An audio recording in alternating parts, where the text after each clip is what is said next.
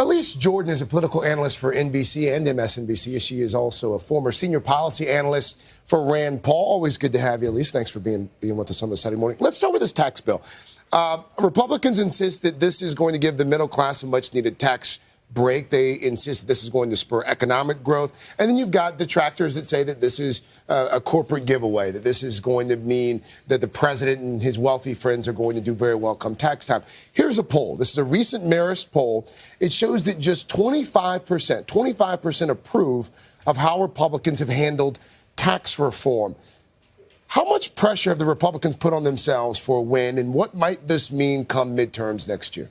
Well, the problem right now is that most voters have no idea what is actually in this tax bill and how it's going to affect their lives. And going into this process, the White House wanted to simplify the tax code. They wanted to have corporate tax reform.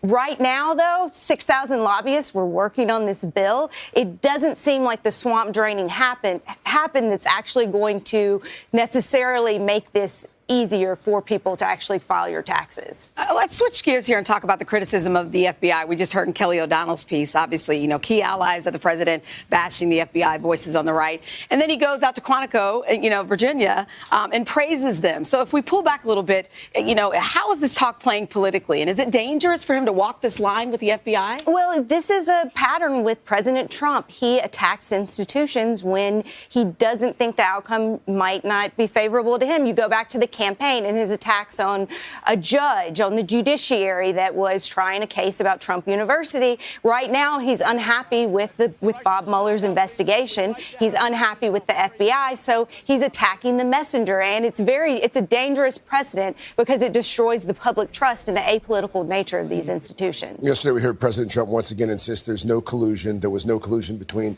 his campaign in Russia. But he also talked about this nice phone conversation that he had with Russia's President Vladimir Putin, in which Putin praised him. Does the president still have this blind spot when it comes to Russia and President Putin?